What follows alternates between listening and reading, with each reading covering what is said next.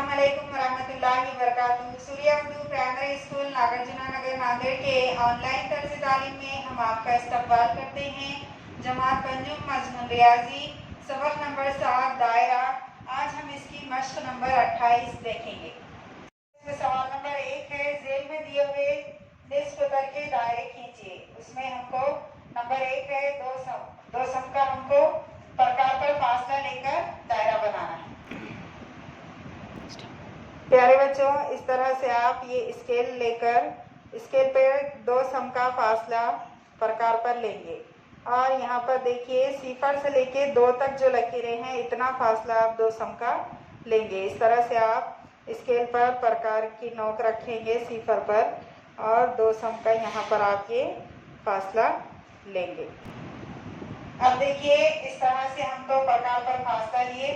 अब यहाँ प्रकार की नोक रखना और उसके बाद इस तरह से अपनी कॉपी पर इसे घुमाइए।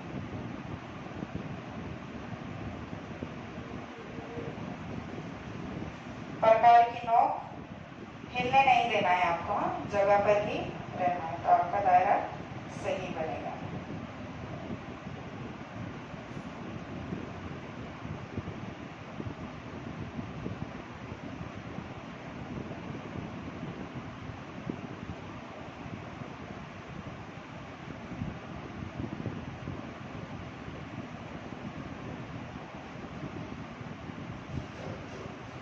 इस तरह से आपका ये दायरा कंप्लीट हुआ। अब यहाँ पर प्रकार की नोक से आपका जो सुराख पड़ेगा वहां पर आप पेंसिल से थोड़ा डार्क कीजिए।